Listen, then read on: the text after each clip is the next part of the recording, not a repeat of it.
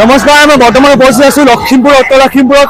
আজি উত্তৰ লখিমপুৰত অসমীয়া যুৱ মঞ্চৰ কেন্দ্ৰীয় অধিৱেশন আৰু এই কেন্দ্ৰীয় অধিৱেশনতে ইতিমধ্যে শোভাযাত্ৰা উলিওৱা হৈছে।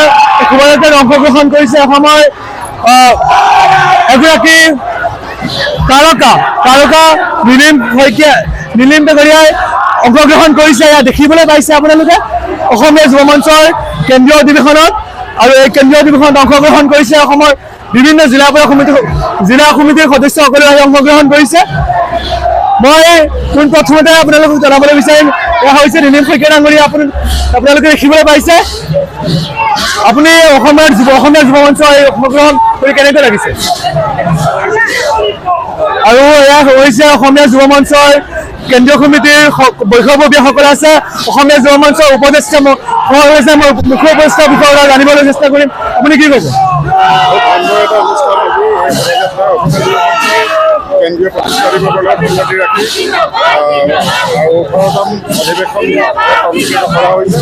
গতিকে আজি শোভাযাত্ৰা উলিওৱা হৈছে অসমীয়া যুৱ মঞ্চৰ তৰফৰ পৰা।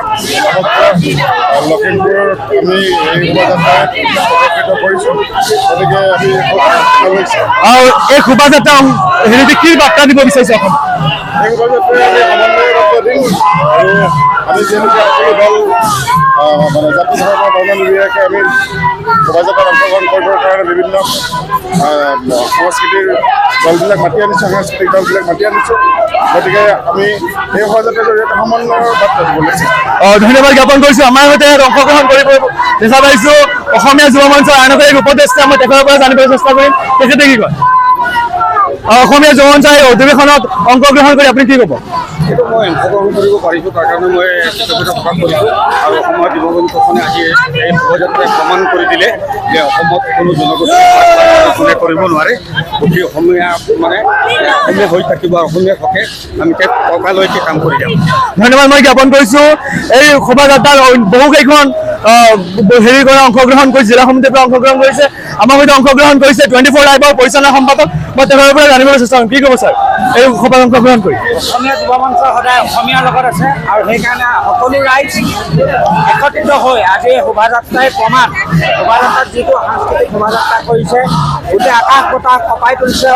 সমগ্ৰ লখিমপুৰবাসী ৰাইজে জানে, সমগ্ৰ অসমৰ ৰাইজে জানে যেন কেন্দ্ৰীয় অধিৱেশন লখিমপুৰত হৈ আছে আৰু সকলোৱে সহযোগ কৰিছে। সেইটো কাৰণে ভাল লাগিছে।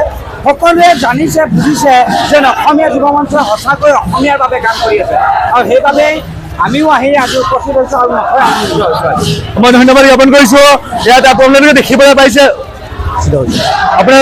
পাইছে অসমীয়া যুৱ মঞ্চৰ কেন্দ্ৰীয় সমিতি পৰ্যায়ৰ সভাপতি সম্পাদক আছে। মই তেখেতৰ পৰা মন্তব্য ল'বলৈ চেষ্টা কৰিম। ইয়াত আছে আপোনালোকে দেখিবলৈ পাইছে, এয়া হৈছে শিৱসাগৰ জিলা সমিতি। আমি শিৱসাগৰ জিলা সমিতিৰ সদস্যসকলৰ লগত কথা পাতিম, তেখেতে কি কয়। এয়া হৈছে আমাৰ সৈতে আছে অসমীয়া যুৱ মঞ্চৰ শিৱসাগৰ জিলা সমিতিৰ সভাপতি। কি ক'ব অসমীয়া যুৱ মঞ্চৰ এই অধিৱেশনত অংশগ্ৰহণ কৰি কি ক'ব? অসমীয়া যুৱ মঞ্চৰ আৰু অসমীয়া মহিলা মঞ্চৰ 18তম কেন্দ্ৰীয় প্ৰতিষ্ঠা দিৱস আৰু 6ষ্ঠ ত্ৰিবাৰ্ষিক কেন্দ্ৰীয় অধিৱেশনৰ লগত সংগতি ৰাখি আজি আয়োজন কৰা সাংস্কৃতিক শোভাযাত্ৰাত আমি অংশগ্ৰহণ কৰিছোঁ আৰু ইয়াৰ যোগেদি আমি সমগ্ৰ অসমবাসী ৰাইজৰ কাৰণে বাৰ্তা প্ৰেৰণ কৰিব খুজিছোঁ যে ঠিক সময়ত সাম্প্ৰদায়িক ৰাজনীতি কৰি আমাৰ মাজত থকা সাতমপৰীয়া ঐক্য সম্প্ৰীতি বিনষ্ট কৰিব খুজিছে। এনে সময়ত আমি অসমীয়া যুৱ মঞ্চৰ প্ৰত্যেকটো জাতি জনগোষ্ঠীৰ যি আমাৰ কৃষ্টি সংস্কৃতি আছে, সেই কৃষ্টি সংস্কৃতিৰ সমন্বয়ৰ যাত্ৰা হিচাপে আজি আমি সাংস্কৃতিক শোভাযাত্ৰাত অংশগ্ৰহণ কৰিছোঁ। মই ধন্যবাদ জ্ঞাপন কৰিছোঁ। আমাৰ সৈতে আছে অসমীয়া যুৱ মহিলা মঞ্চৰ সতীৰ্থসকল। আমি তেখেতৰ পৰা জানিবলৈ চেষ্টা কৰিম, তেখেতে কি ক'ব এই শোভাযাত্ৰাৰ বিষয়ে। আপুনি কি ক'ব? এই শোভাযাত্ৰাত কি বাৰ্তা দিব বিচাৰিছে অসমত?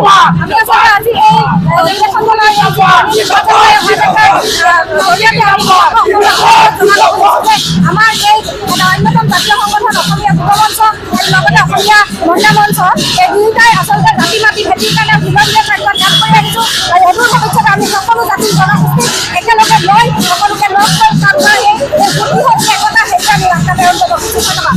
ধন্যবাদ জ্ঞাপন কৰিছোঁ। আমি আৰু দৃশ্যসমূহ দেখুৱাবলৈ চেষ্টা কৰিম। বিভিন্ন জাতি জনগোষ্ঠীৰ সম্প্ৰীতিৰ লোকসকলে অংশগ্ৰহণ কৰিছে। মই আমাৰ কেমেৰা পাৰ্চনত বিভিন্ন জাতি জনগোষ্ঠীৰ পৰা দেখুৱাবলৈ চেষ্টা কৰিম কোন কোন দল সংগঠন আহি ইয়াত উপস্থিত হৈছে। মিচিং, ৰাভা সকলো জনগোষ্ঠীৰ দল সংগঠন আহি উপস্থিত হৈছে। মই জানিবলৈ চেষ্টা কৰিম। আপোনালোকে দেখিব পাইছে ইয়াত বিভিন্ন দল সংগঠন আহি উপস্থিত হৈছে। এয়া আপোনালোকে দেখিবলৈ পাইছে এয়া হৈছে বনবিটা দীঘা সমদল আপোনালোকে হেৰি কৰিছে শোভাযাত্ৰা আপোনালোকে দেখিবলৈ পাইছে। এয়া হৈছে ৰঙীয়া বোৱাৰী এটা বিহু দল আপোনালোকে দেখিবলৈ পাইছে। এয়া হৈছে পাছৰে সাংস্কৃতিক ডেকা বিহু শোভাযাত্ৰা। এয়া হৈছে মিচিং বিহু দল। মিচিং বিহু দলে অংশগ্ৰহণ কৰিছে শোভাযাত্ৰাত আৰু অংশগ্ৰহণ কৰিছে অসমৰ বিভিন্ন জাতি জনগোষ্ঠীৰ বিহু দল কাৰ্যসূচীত অংশগ্ৰহণ কৰিছে। মই সকলোকে ধন্যবাদ জ্ঞাপন কৰিছোঁ। মোৰ সৈতে আছে আৰু এগৰাকী অসমীয়া মহিলা মঞ্চৰ সতীৰ্থ, তেখেতৰ পৰা জানিবলৈ চেষ্টা কৰিম। অসমীয়া মহিলা মঞ্চ আৰু অসমীয়া যুৱ মঞ্চ একেলগে যুটীয়াভাৱে আজি প্ৰতিষ্ঠাপন দিৱস আৰু কেন্দ্ৰীয় অধিৱেশন এই বিষয়ে কি ক'ব? প্ৰথমতে তোমালোক সকলোলৈকে আমি আন্তৰিক শুভেচ্ছা জ্ঞাপন কৰিছোঁ। যিহেতু অসমীয়া যুৱ মঞ্চ আৰু অসমীয়া মহিলা মঞ্চৰ যৌথ উদ্যোগৰ 6ষ্ঠ ত্ৰিবাৰ্ষিক অধিৱেশনখনি আমাৰ লখিমপুৰ ত্যাগ ক্ষেত্ৰত আয়োজন কৰি থকা হৈছে দুদিনীয়া বৰ্ণাঢ্য কাৰ্যসূচীৰে। আৰু আজি তাৰে দ্বিতীয় দিনৰ আমি সাংস্কৃতিক শোভাযাত্ৰা এয়া চলি আছে।